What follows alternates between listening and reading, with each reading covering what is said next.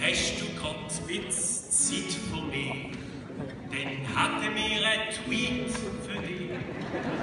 Da ist aus sicherer Quelle gekommen, vom Internet, von irgendwo.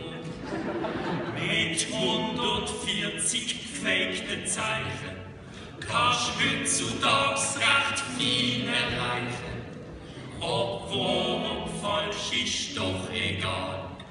Hauptsache du likest uns digital. Ein russischer Hacker seid vergnügt, ich zeig euch jetzt, wie man die Wahrheit biegt. Tweets werden von Copies gemacht, strikt wird über Nacht entfacht. Der Donald gibt sich unverkennt, wird faktenfrei grad Präsident. Mit Fake News schaffen wir eine Welt, wo die Mehrheit sogar oben wählt. Nur Basel hat der Wissensschatz, wir finden Worte